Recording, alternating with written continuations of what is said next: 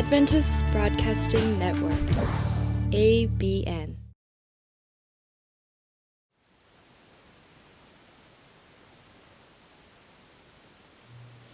내 나이가 얼마 못되니 우리 조상의 나그네 길의 연주에 미치지 못하나 험악한 세월을 보내었나이다 하고,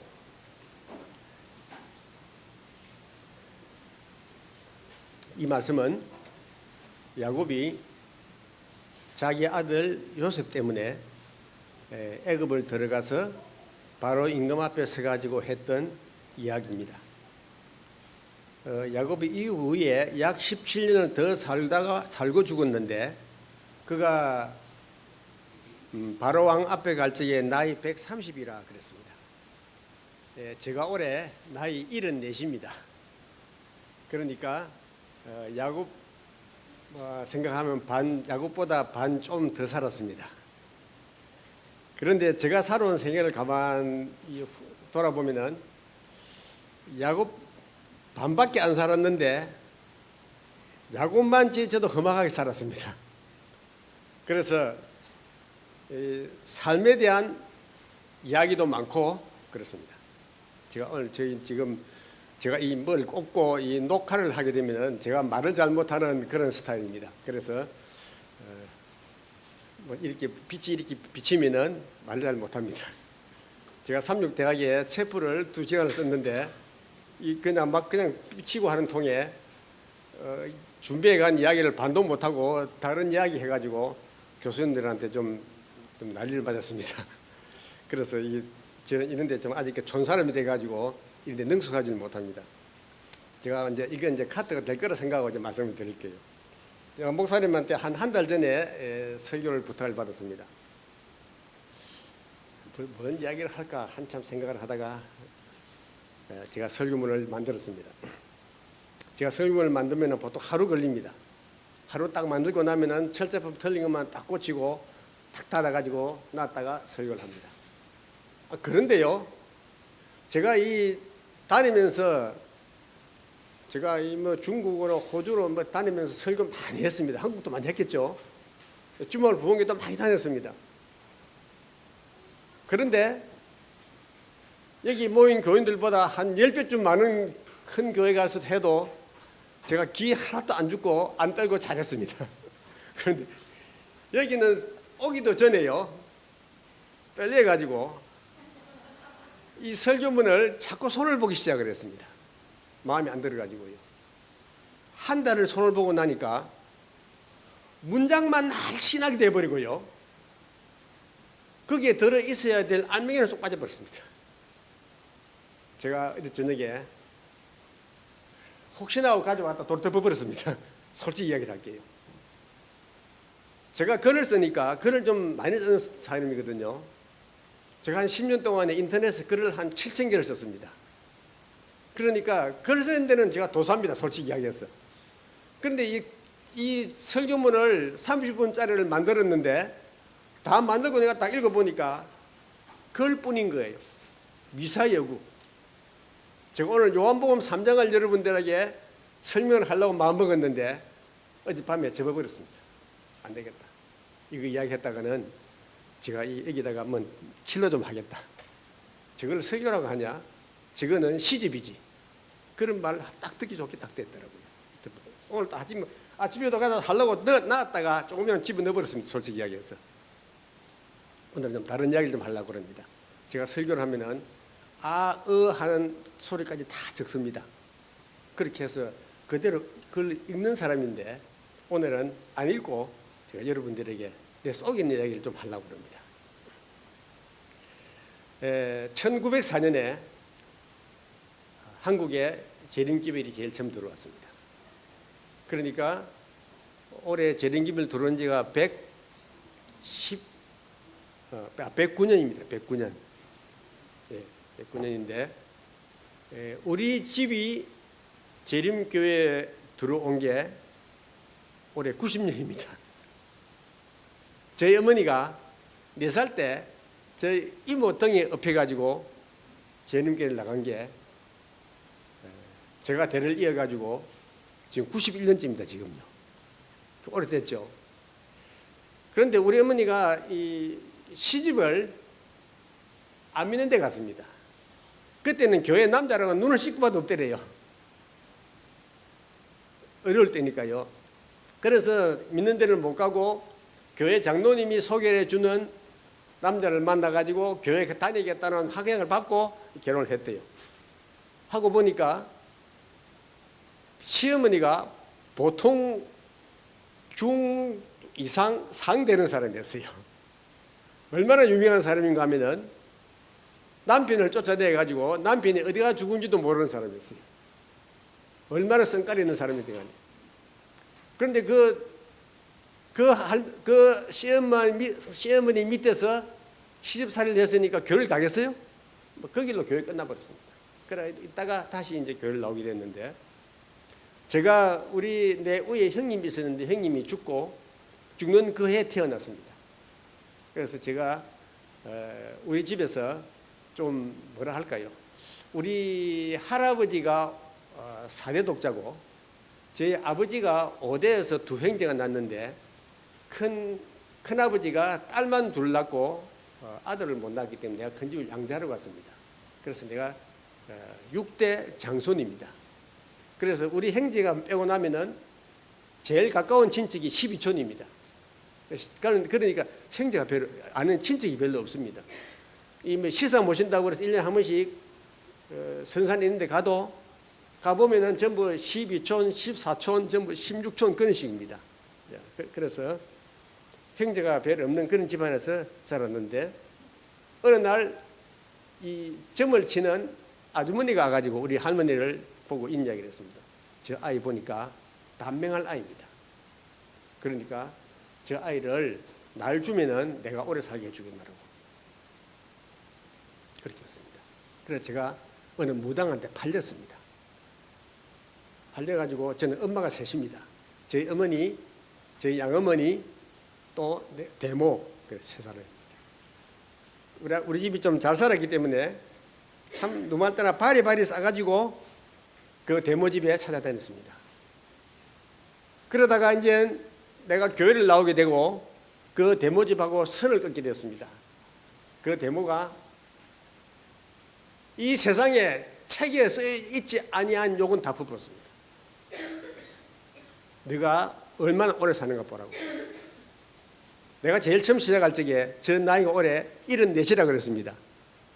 저희 집안에서 남자들 가운데서 제가 지금 제일 오래 살고 있습니다. 저희 전습니까 우때 다 이 나이까지 못 살고 다 돌아가셨습니다. 그렇게 악담을 퍼부었는데 단명한다고 그랬는데 내가 예수를 믿으니까 74까지 쟁쟁하게 살아있단 말입니다. 제가 74 보입니까?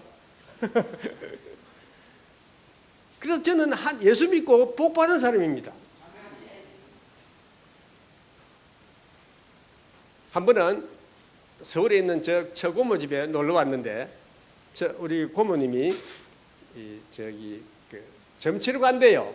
그래서 혼자 가라고 그랬어요. 따라가재요. 그냥 구경하러 가재요. 구경 따라가서 저희 사람하고 구경 같이 갔어요. 그래 이제 저는 저희 사람하고 문 밖에 앉아 있고 우리 고모는 그 안에 유명하대요. 유명하다는 그 사람 방에 들어갔어요. 들어가서 뭐 이야기를 한 좀 있으니까 날 보고 들어오래요. 잠깐 돌아보래요.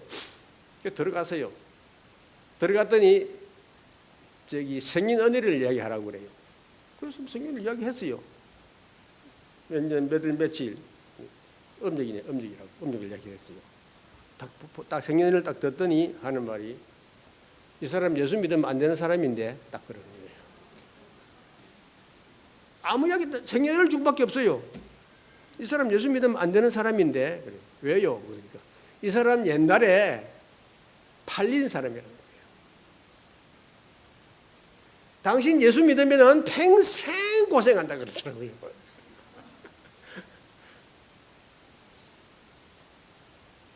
기분 좋겠어요? 평생 고생한다는데. 그래도 그래서 그 자리에서 우리 사람은 그랬어요.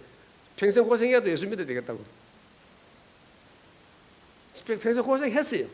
우리 사람 물어봐요. 당신 고생했나? 아니요. 그래요. 내가 참 장가하는 잘 갔거든요. 그래서 그 고생을 하도 고생 아니라고 그래요. 왜? 믿음 안에 살았으니까요. 그래서 저는요, 이 점쟁이도 알아보는 예수쟁입니다. 생전 내 생일만 보고도 저 사람이 예수쟁이구나 하고 말하는 내가 예수쟁이란 말입니다. 얼마나 행복해요. 나는 내 믿음이 한 번씩 부러질 때마다 그날 그 점쟁이가 이야기했던 그 막 이야기만 떠올리면요, 내가 전율을 합니다. 내가 정말 하나님의 백성이구나. 이 마귀도 내가 하나님의 백성이라는 걸 알아보는구나. 난 자신감 생긴단 말입니다. 제가 1958년도에 신학을 들어가서 졸업을 하고 제가 목회를 나갔는데 제일 처음 나간 곳이 남해 은점이라는 곳입니다. 은점이라는 곳에 갔는데 거기서 이 신주를 모셔놓고 점을 치는 아주머니를 알게 됐어요. 그분이 전도를 했어요. 그런데 그분이 전도를 받고 이제 침례를 받겠다고 했는데 침례식 하는 안식일만 되면 교회를 안 오는 거예요. 왜 안 오는 거 보니까 그날만 되면 아프대요. 아파서 못 나간대요. 그래서 이제 하루는 이제 다시 또 날을 잡고 침례식을 하기 위해서 삼천포에서 목사님이 오셨어요. 11시 반, 이 시간 됐네요. 이 시간까지 교회를 안 오는 거예요, 그분이요. 그날 한 20명이 침례를 받았는데 안 오는 거예요. 한 11시 45분쯤 되니까요, 털레 오는데 보니까 뭐 하나 들고 와요. 뭐 들고 와겠어요? 옷, 침대 받을 거를 갈아입을 옷 들고 왔어요. 그래서 이제 바닷가에 나가 예배를 마치고 바닷가에 나가서 침례를 받게 되었습니다. 쭉 이제 침대 그 까만 옷 있잖아요. 그러면 다 입혀가지고 이제 앉혀놓고 목사님은 물 속에 이만큼 들어가시고 바닥에 들어가시고 집사님 한 분이 다리를 걷고 반쯤에서 거기 중간에 서시고 나는 물 밖에 서 있었어요. 그러니까 한 사람씩 이제 인계하면은 하고 받고 나면 모셔오고 그렇게 했습니다. 그런데 한참 그러고 있는데 침례식을 하고 있는데 사람이 다음에 올 사람이 안 오는 거예요. 그런데 물속에 들어있던 그 집사님이 전도사님 이러는 거예요. 손을 자꾸 이래요. 그러니까 저쪽 쳐다봤더니 그 신주 모시는 그 아주머니가 입이 돌아갔어요. 눈이 흰장이 다 났어요. 팔이 완전히 꼬여가지고 앉았는데요. 다리 따로, 팔 따로, 얼굴 따로, 입 따로, 목 따로 완전히 다른 사람이 되어 앉아있는 거예요. 덜덜덜덜덜 떨면서요. 내가 얼마나 놀랐겠습니까? 옷 입은 채로 저 목사님은 쫓 들어갔어요. 양복 입은 채로요. 물속으로, 바다 물속으로. 목사님, 저기요. 왜냐하면 그 사람 보면 안 되니까. 목사님이 뭔데? 전도사 뭔데? 그러시니까 저기요. 가만 보시면 괜찮아. 아니요. 쳐다보니까 그러고 있는 거예요. 괜찮아. 마귀가 저 안 놀라고 그래서 그래. 그래서 내가 쫓아갔어요. 아주머니 침례 받겠어요? 받겠다는 거예요. 그래서 이제 아주머니는 이제 그 물속에 반쯤 들어있는 집사님하고 둘이서 달랑 들었어요. 이제 할 수 없이 올라붙어 그 이만한 사람이 올라붙어 놓으니까요. 달랑 들었어요. 들어가지고 이제 물속으로 다리고 갔어요. 목사님이 침례식 해도 되겠어요? 물었어요. 아버지와 아들과 성령의 이름으로 내가 안목에게 침례를 베풉니다. 물속에 탁 나오니까 딱 바로 서버렸어요. 내가요 이 신앙을 하면서 그러한 경험을 한다는 것이 그 아무나 하는 거 아니더라고요. 평생 지나면서 보니까 그날 그걸 쳐다보고서 내 머리에 딱 박힌 거 하나 뭔가 하면은 하나님은 위대하시다.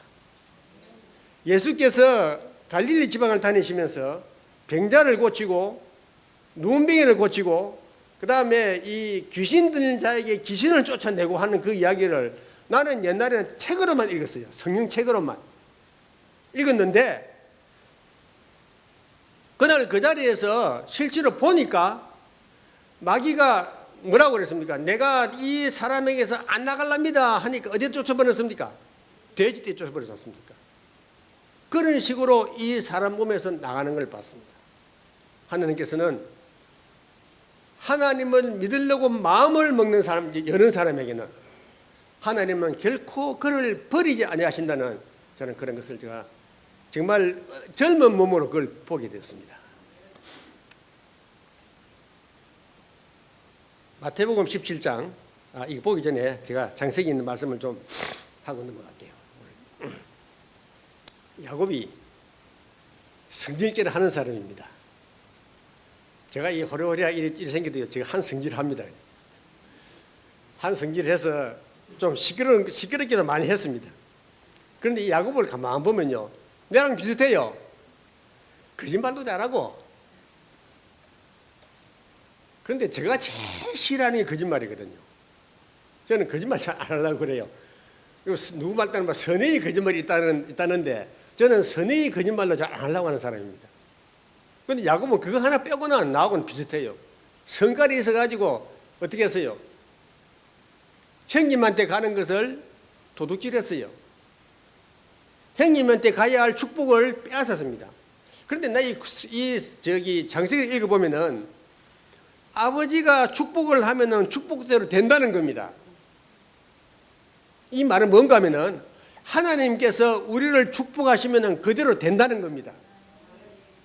그래서 우리가 하나님의 축복을 받기 위해서 이 땅을 살아간다는 겁니다. 하나님의 축복은 어떤 물질적인 것만 절대로 아니라는 겁니다. 구약에서는 뭐 땅을 사고 뭐 양이 더 생기고 하는 그런 것을 표했는데 그거는 외적인 표일 뿐입니다. 영적으로 받는 축복을 글로 쓸 수는 없지 않습니까? 그렇지 않습니까?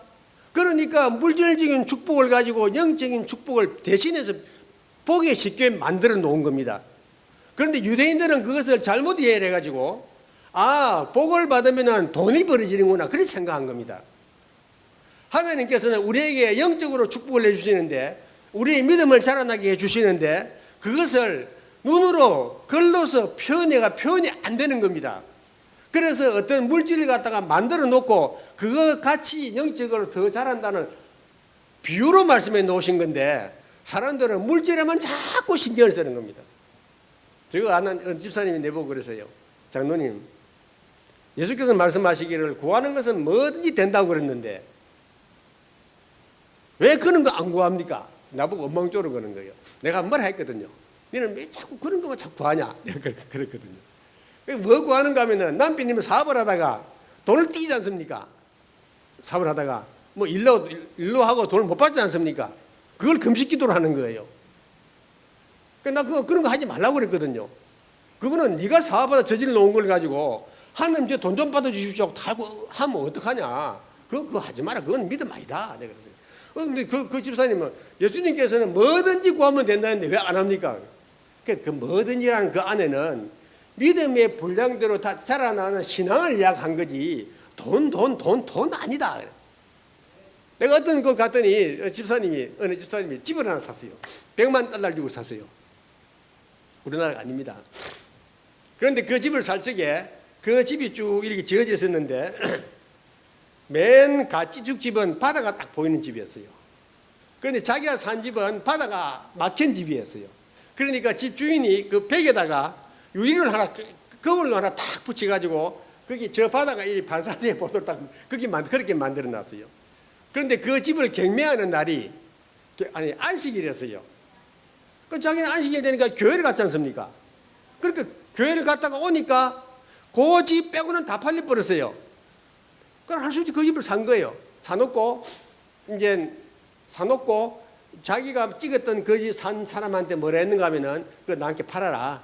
내가 얼마 돈 더 붙여줄게. 당신 집 두 개 사면 뭐 할 건데 아니 내가 저거 도로 팔 테니까 이 집 나한테 파시오. 그렇게 그 집을 들어간 거예요. 6개월 안에 이제 그 도로 웃돈을 주기로 하고 집이 안 팔리는 거예요. 내가 갔더니 그래요. 장로님, 내가 이 집을 내가 꼭 원하거든요. 내가 안식일 때문에 이 집을 못 샀거든요. 이 집 팔고 요거 살 수 있도록 좀 기도해 주십시오. 집사님, 하나님이 내 기도는 다 들으시는데 부동산 기도는 안 들어. 나한테 부탁해봤자 안 돼, 그건요. 에이, 진짜요. 하나님이 내 돈 좀 많이 벌게 해주십시오. 뭐 부동산 뭐 잘 되게 해주십시오. 그런 기도 안 들으시더라고. 그러니까 나한테 그런 부탁하지 마세요. 그랬어요. 결국은 그 집 못 팔아가지고 자기 산 집을 들어갔어요. 돈 물려주고. 그런데 사람들이 자꾸 어떤 물질적인 축복을 가지고 신앙을 판단하려고 그래요. 그러한 것들이 교회에 만연하면 오늘날 세상같이 그렇게 돼버리면은 교회가 타락하는 겁니다. 돈을 가지고 교인들의 심성을 좌우하려고 들면은 교회가 타락하는 겁니다. 왜 초대 교회가 넘어서고 사도 시대가 넘어서고 그다음에 교부 시대가 지나간 다음에 교회가 타락했냐? 교회에 물질적인 부가 들어왔기 때문에 그렇습니다. 오늘날 이 시대 교회는 원칙이 사라진 교회입니다. 여러분, 원칙이 뭔지 아시죠? 그 나라와 그 의를 구하는 게 원칙입니다. 그리스도인에게 그것 빼고 나면 남는 게 뭐 있습니까? 갈 적에 뭐가 간다고요? 말은 빈손으로 간다고 만번 이야기하지만도 손을 꽉 쥐고 안 갑니까? 왜 가를 그럽니까? 억울해서. 평생 번 게 억울해서 쥐고 가지 않습니까?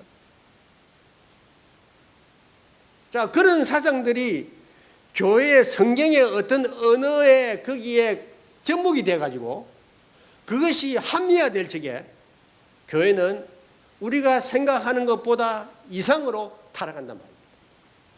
교회는 나는 우리 교단이 제일 마음 안 드는 게 하나가 뭔가 하면 저 기관들입니다. 기관들. 좋은 거 하나 있어요. 우리 교인들 지지금 많이 하는 거 좋아요. 그런데 장들이요, 기관에 대한 의뢰를 자꾸 많이 하는 겁니다. 돈이 많이 벌어져야 뭐 사업을 할 건데 그렇게 생각하는 겁니다. 옛날에는 내가 어릴 때 교회 다닐 적에는요, 교회가 교인들이 코 묻은 돈을 가지고 운영을 했습니다.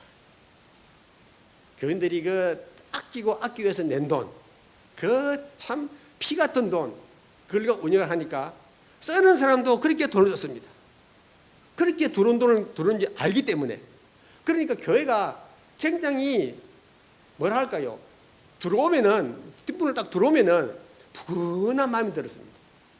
자기 마음들을 다 쏟으니까 그 마음의 열기가 교회를 되푸는 겁니다. 그때는 저는 불 켜는 것도 없었어요. 달달달달 떨고 앉아가지고 교회도 힘든 데 없었고요. 그래도 전부 다 교인들이 마음에 열린 것은 그러한 마음들이 이신전심이 돼가지고 하나가 된 것입니다. 초대 교회가 하나가 된 것은 돈 좀 있는 사람들이 돈을 내면서 내 거 아니다 그랬습니다. 이거 내 거 아니다. 이건 교회 거다 그랬습니다. 그렇기 때문에 교인들이 그걸 먹고 그걸 위해서 기도하고 전도하고 열심을 낸 겁니다. 교회가 발전할 수밖에요. 지금은 내 거다 그럽니다. 교회가 뭘 하게 되면은 자기 이름 나는 데는 큰 돈을 내는데 모두가 한꺼번에 하는 데는 돈을 잘 안 내는 시대가 되었습니다. 그럼 어찌 됩니까? 돈 많이 이름 난 사람만 자꾸 표대가 난단 말입니다. 표시가 난단 말입니다. 그러면 안 되는 겁니다. 교회는 모두가 다 하나가 되는 곳입니다. 예수님께서 가실 적에 12명 제자가 하나가 안 됐습니다. 그래서 하나 되게 해달라고 기도했습니다. 전부 다 똑똑하다고 생각했단 말입니다. 전부 다 가졌다고 생각했단 말입니다. 그러니까 12명도 하나가 안 되는 겁니다. 그들이 자기 스승이신 예수께서 십자가에 달리고 가시고 난 뒤에서 그때서 하나가 되는 것이 무엇인지를 알게 된 것입니다. 하나가 되는 것은 죽는 것이구나. 그걸 배운 겁니다. 먼저 내가 죽어야 이 교회가 된다. 그걸 배운 겁니다. 내가 죽어야 이 복음이 전파된다. 그걸 배운 겁니다. 그래서 하나가 된 겁니다. 그래서 예수님은 12명을 위해서 돌아가신 겁니다. 12명을 가르치고 12명을 교육시키고 12명에게 저 힘을 쏟다가 12명 하나 되기 위해 돌아갔습니다. 12명이 하나가 되니까 온 세계가 하나가 된 겁니다. 이 교회가 하나가 되는 길은 모두를 사랑하는 길입니다. 사랑 외에는 아무것도 없습니다. 제가 이 평생을 이 교회 안에 살아오면서 배운 그겁니다. 아무리 떠들어도 그리스도의 사랑 외에는 아무것도 비할 것이 없다는 사도 바울의 그 간증이 우리 마음에 넘쳐나야 된다는 것입니다. 제가 아까 우리 목사님 간단히 말씀하셨는데 저도 간 거 아닙니다. 북방 선교를 열심히 한다고 쫓아다녔습니다. 제가 하려고 된 게 아니고요. 어느 날 집에 있는데 건정의 목사가 전화가 왔어요.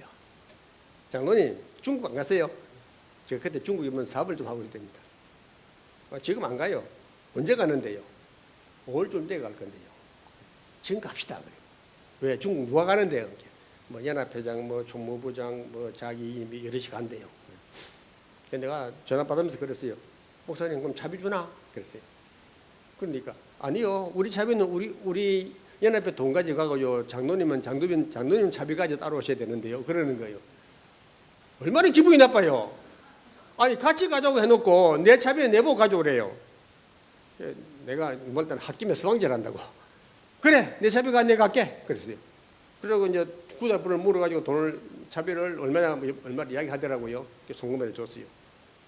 그리고 이제 무슨 일로 하러 가는데 날로 갔다가 이렇게 데려가려고 그러노 하고 이제 인천공항을 나갔더니 뭐 미국에서 오이 박사하고 뭐 여러 사람 왔더라고요. 그래서 이제 같이 갔어요. 중국 저기 변방에 있는 한 교회를 찾아갔는데 뭡니까 저기 텐마루에 앉아서 이야기를 하고 있는데요. 한 집사님이 내보고 그러는 거예요. 장로님 저기 이북에서 넘어온 사람이 한 사람이 있는데 여기서 6개월 동안 빠지 일을 하고서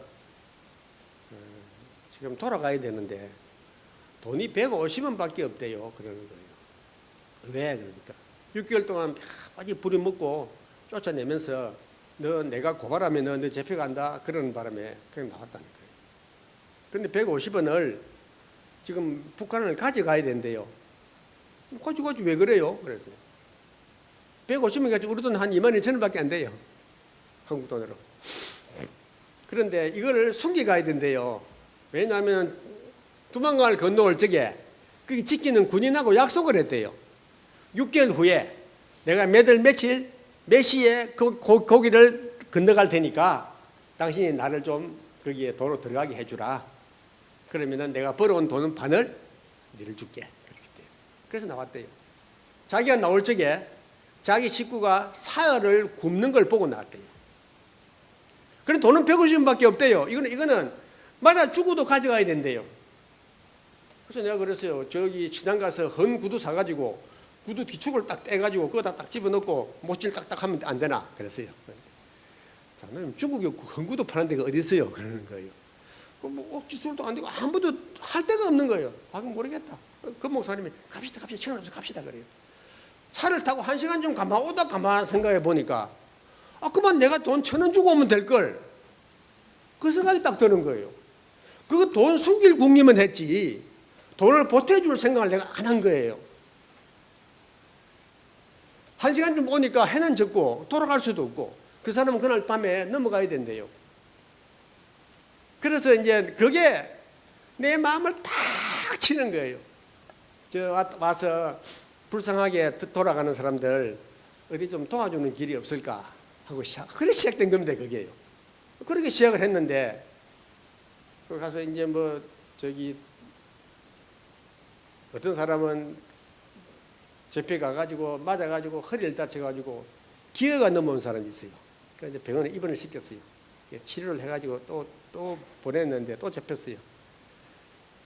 그런 사람부터 시작해서 참 요새 우리나라가 뭐 북한하고 뭐 선을 딱 꺼가지고 이렇게 시끄럽게 하니까 좀 그랬는데 그때 당시에는 조금 낫지 않습니까? 도와줄 마음도 생기고 그렇게 하다가 보니까 북한에서 두만강을 건너와가지고 못 넘어가는 사람이 있어요. 넘어와가지고 뭘 하는가 하면 예수를 믿게 됐단 말입니다. 예수를 믿게 그 사람들이요 이 북한에서 넘어온 사람이 어떤 사람이 있는데 그 사람은 분명히 증을 가지고 넘어왔어요. 정식으로 통행증을 넘어올 적에 약속을 한답니다. 서양 사람 만나지 말 것, 한국 사람 만나지 말 것, 예수 믿지 말 것. 그 세 가지 중에 하나만 걸리면은 네 뒤를 우리 공안들이 따라다니기 때문에 너 다 알고 있다. 그 하나 걸리면은 너는 죽는 줄 알아라 그런다. 그래서 그 사람하고 뭔 이야기를 하면요, 예수 이야기만 하면요, 그 도망을 가버리는 거예요. 도망을 가버려요. 한번 그 사람 어디 다 다리고 갔다가 찾느라고 얼마나 열문지 모릅니다. 그래서 예수 믿게 되면은 못 넘어가는 거예요. 간이자가 이제 가서 얻어말고 싶어가지고 못 넘어가는 거예요. 그래서 이제 그런 못 넘어가는 사람들을 우리가 어떻게 해야 되겠습니까? 한국을 데려와야 될 것 아닙니까? 그래서 도와주기 시작을 했습니다. 예. 제가 아무것도 모르는 우리 집 사람을 데리고 가가지고 아이들 셋을 넘겨오는데 진짜 우리 집 사람 아무것도 모르고 따라왔어요. 그저 그냥 긴 여행하는 그 재미로 따라왔어요. 따라왔는데 연길서 기차를 타고 북경을 가서 북경에서 하룻밤 자고 또 차를 바꿔 타가지고 이제 그 베트남 국경까지 가는데 내가 애들 보고 약속을 했어요. 너희들 입 좀 닫아라 그랬어요. 절대로 말하지 마라. 그러는데 기차를 갔다가 저기 북경까지 오는데 25시간 탔어요. 그 다음에 북경서 저기 그 난닝이라는 데 가는데 32시간 걸려요. 그러니까 애들이 지겨우니까 자기 앞에 앉아있는 사람한테 이야기를 시작한 거예요. 중국에서 배운 중국을 가지고 나는 북한 사람인데 내가 지금 여기 기차를 타고 해서 베트남을 해서 지금 한국으로 지금 도망가는 길입니다. 그러면서 그 앞에는 중국 사람한테 한국말 가르친다고. 나는 조선 사람입니다. 그걸 이제 공부를 시키고 있은 거예요. 그런데 그 칸에 있던 저기 공안 뭡니까 열차 승무원이 우리 칸에 와서 이야기를 하는 거예요. 중국 사람이. 저 아이들 지금 어디서 오는 아이들이냐? 한국에서 온 아이들. 아니래요. 저 아이들 지금 북조선에서 왔다고 지금 떠들고 있다. 빨리 가봐. 왜요? 그 칸이 그 철도에 공안이 타고 있는 칸이래요.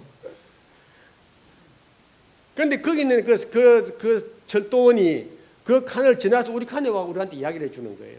빨리 아이들 입 닫게 하라고. 그래 할 수 없이 이제 물어요. 어디 가느냐고 그래요. 우리 여행 간다. 여행 간다고 그랬는데 기차가 계림역을 딱 떠나니까 또 와서 묻는 거예요. 왜 여기 안 내리느냐요? 요 선로에는 계림 빼고는 구경할 데가 한 군데도 없다는 거예요. 우리는 저 밑에 가서 베이하이 가가지고 거기서부터 지금 구경해서 올라오려고 그런다. 그랬어요. 꼬리를 가뚱가뚱 하더라고요. 아무도 기분 자기도 이상한 것 같아요. 그래서 안 되겠다 싶어가지고 표를 물렸어요. 표를 도로 받았어요. 받아가지고 여기 계림 내려갈 사람 딱 갈라버렸어요. 그래서 우리는 계림 내렸어요. 계림 내려가지고 거기서 택시를 타고 오는데 계림역 딱 나올 때까지요. 누가 이게 딱 잡아 당기려는 거예요. 어쨌든 나왔어요. 택시를 타고 이제 갔는데 갔더니 그날 우리를 아이들을 인계받을 사람이 집안에 뭐 일이 있어가지고 며칠 뒤에 온대요. 그래서 거기 며칠 더 묵게 됐어요. 내일 새벽에 5시 반에 이제 어디서 만나서 가기로 약속을 했어요. 오늘 저녁에 이제 방 나눠가지고 잠을 자는데 12시 반쯤 됐어요. 그런데 저쪽 맨 가에서부터 불신 검문을 시작하는 거예요. 잠이 잘 들려고 그러는데 옆에 있는 이 청년이 날 건드리면 장로님 큰일 났습니다. 왜? 저 검문 시작했습니다. 방문 전부 열어 그러는 거예요. 이 녀석이 도망가려고 보니까 지금 11층이 도망갈 데가 없는 거예요. 그러다 보니까 이 녀석이 이 침대도요 밑이 요만치밖에 안 남아가지고 들어갈 구멍도 없어요. 그런데 내가 그랬어요. 우리가 출발할 적에 하늘에 다 맡기고 안 왔나? 자자. 내가 그랬어요. 걱정하지 마, 자자. 그래 놓고 내가 침대 이불을 탁 뒤집어졌어요. 그때 âm 설 때인데 남쪽에는 무지하게 더워요. 거기는요. 이불을 팍 딥었는데 숨이 맥이 죽겠는 거예요. 숨 맥히는 보다 덜덜덜덜 떨려 죽겠네. 말은 큰 소리는 땡 쳐놨는데요. 옆방까지 와가지고 검문하더니 우리 방 딱 앞에 와서 안 하고 가는 거예요. 녀석이 장로님 우리 방 빼고 갔습니다. 그러는 거예요. 내가 아까 뭐라대? 다음 날 아침에 애들 손을 잡고 마지막 기도를 하는데 얼마나 눈물이 나오는지 그래가지고 애들을 보냈는데 그날 보낸 애 중에 하나가 여러분 지난번에 지금 저기 연합회 안실학교 선교지방 소식 있죠. 연합회에서 하는 안실학교 선교지방 소식이 있습니다. 거기 보면은 1번, 2번, 3번 있는데 그 두 번을 했던 그 아이입니다. 그게 지금 나와 있는데 그 연합회에서 내도 찍어가더니 내는 빼버리더라고요. 보니까. 그런데 그 애가 한국에 와가지고 저기 뭡니까 노인복지회관에 취직을 했어요. 이 녀석이 하루 안식일 아침에 저 오늘 교회 가야 되는데요. 그러니까 그 원장이 주일은 내일인데 왜 교회 가냐? 그랬어요. 아니 배우기는 오늘 장로님이 내보고 토요일이 안식이라 그러던데요. 그러니까 그래? 그런데 그 원장님이 목사를 꽤 오래 하신 분이에요. 장로교회에서 박사학위를 3개나 가지고 있어요. 미국 유학 갔다 오신 분인데 노인복지회 대구 회장이라고 그러더라고요. 근데 그분이 그 노인회관 요양원을 큰 걸 2개를 가지고 있어요. 그분이 이제 어느 날 성경을 읽으니까 옛날에는 안식일이 주일로 읽히더니 걔 말을 들은 다음부터는 안식일이 토요일로 읽히지더라는 겁니다. 그래서 그분이 우리 교회를 개종을 했어요. 저는 이 개종하는 거 별 좋아 안 하거든요. 사실 그래요. 저는요. 왜 별 좋아 안 하느냐? 잘 믿고 있는데 말도 옮기려고 그래. 그래서 우리 교회는요. 내가 그간 20년 다 돼가는데 개종해서 우리 교회 들어오는 사람 한 사람도 없습니다. 참 안 믿는 사람들입니다. 복음을 모르는 사람에게 전도해라. 우리가 할 것은 복음 모르는 사람에게 복음을 전하는 게 먼저지. 그 교회 잘 땡기는 사람 우리가 옳다 하고 꺾고 오는 게 아니다. 내가 그래. 장로님 그게 아니고요. 막 받고 다 반대래요. 아니야. 이 땅에 복음 모르는 사람이 예수 모르는 사람이 얼마나 많으냐. 그 사람한테 먼저 전도해야 돼. 나는 그런 주장이거든요. 그런데 내가 데리고 온 교회는 목사님한테 안식일이 토요일인데요. 딱 하면 우리 장로님이 그러던데요. 그 말 한마디 했어요. 그런데 그분이 자꾸 연구를 해보니까 토요일이 맞더래요. 그런데 그 집안에 처갓 집안이 장로가 8이고 집사는 목사가 8이고 장로가 맺히고 집사는 부지기수래요. 몇 대로 장로교회 골수 집안이래요. 이제 그분이 침례를 받는 날 보고 올라오라고 그러더라고요. 제가 침례 받는 데 올라갔어요. 그런데 그 부인이 왔는데 얼굴이요. 시퍼리가 왔어요. 열을 받아가지고. 집안에서 싸움을 얼마인지 모른대요. 그래서 침례를 받았어요. 8월달에 받았는데 내가 중국을 갔다가 12월에 말에 들어왔는데 들어온 날 전화가 왔어요. 장로님 죄송하지만도 내일 안식일 다시 대구 좀 올라오세요. 왜요? 꼭 올라오셔야 돼요. 올라갔더니 그날 8일에 침대 받은 사람이 전도를 해가지고 33명에게 침대를 줬어요. 새로운 생법 모르는 사람을 자기 친구 이런 사람들, 친구의 친구 이런 사람들을 전도를 해가지고 33명을 침례를 줬는데 그 침례식을 갖다가 안내하는 분이 그분의 사모님이었어요. 사모님은 그 중간에 침례를 받았어요. 그런데 얼굴이 얼마나 온화한지 몰라요. 여러분 저기 시간 나시거든 인터넷 들어가셔가지고 재림말 들어가시면 거기 나와요. 한번 읽어 보세요. 보시면은 그 사모님 얼굴도 나와요. 그렇게 해서 온 집안이 다 재림교회로 왔어요. 그래서 그분이 그렇게 전도를 해가지고 얼마를 짐을 줬는가 하면은 한 80명쯤 짐을 줬어요. 그렇게 해가지고 자기가 처음 나가던 교회 교인이 10년 동안 15명이었는데 그 교회를 50명을 만들었어요.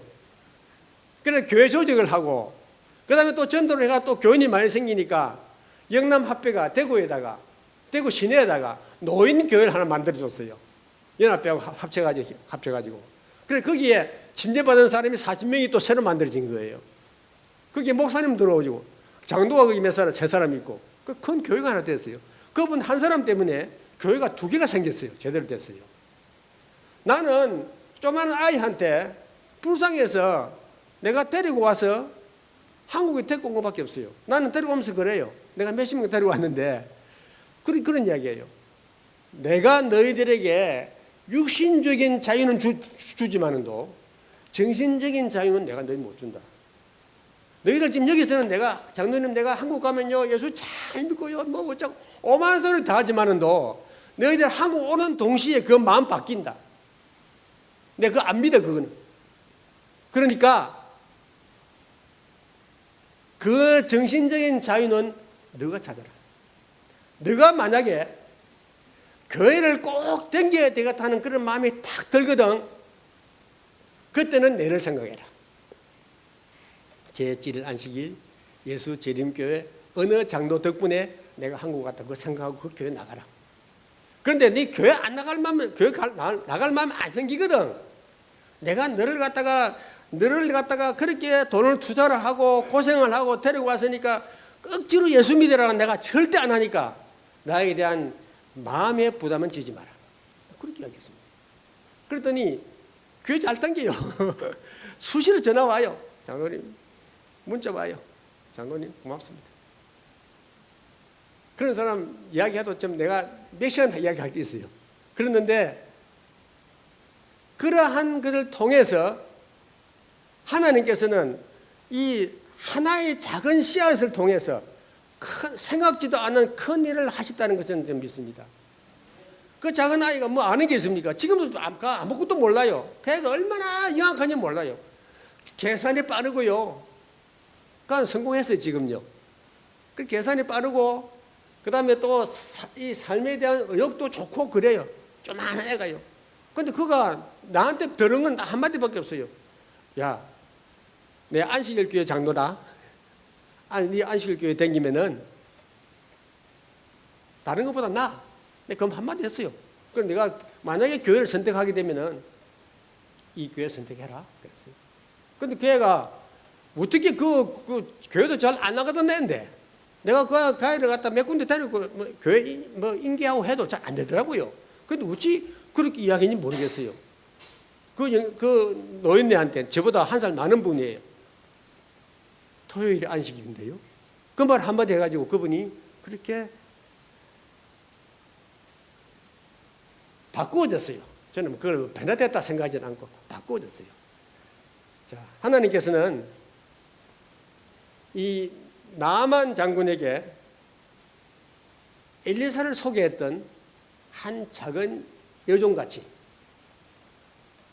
이름 없는 사람을 통해서 큰 일을 하신다고 저는 믿습니다. 그래서 제가 이 인생을 살아오면서 제가 60대에 사람들 전부 다들 이제 뭐 앞으로 뭐 먹고 살 건지 하고 한참 머리를 굴릴 그때 제가 그 일을 시작을 했어요. 그래가지고 그럼 네 뭐 먹고 살 거냐? 하나님께서 먹이 살 주시는 거지 내 뭐를 먹고 사는 게 내 평생에 아무것도 없더라고요. 참 우리 마누라 내 때문에 고생 많이 했는데도 고생 아니라고 하는 거 보면 내가 참 복받은 사람이에요. 하나님께서 그러한 길을 만들어 주셨다고 저는 믿습니다. 하나님께서 만들어 주신 길을 내가 걸어간 건 난 뿐이라고 난 그렇게 생각을 합니다. 하나님이 나를 그렇게 그런 집안에 태어나게 하시고 또 그렇게 해서 나를 신앙을 공부를 하게 하시고 내가 신앙을 공부를 했기 때문에 내 신앙의 기반이 들어서게 만들어 주신 겁니다. 내가 날라리 교인이 안 된 것은 내 신앙의 근본에 내가 공부했던 그것이 들어있기 때문에 그렇습니다. 그래서 다른 사람들은 신학을 공부를 해가지고 밥벌이를 하지만도 저는 신학을 공부를 해가지고 영생을 얻으려고 준비합니다. 저는 그것이 나에게 큰 복이라고 생각을 하거든요. 다른 사람보다 성경을 좀 다르게 볼 수 있는 지혜를 주시고 다른 사람보다 성경을 통해서 나를 다시 한 번 더 반성할 수 있는 그러한 기회를 주시기 때문에 저는 참 행복하게 살아갑니다.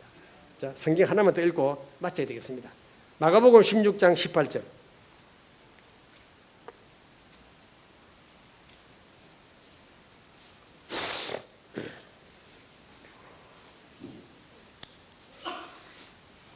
뱀을 집어 올리며 무슨 독을 마실지라도 해를 받지 아니하며 병든 사람에게 손을 얹은즉 나으리라 하시더라.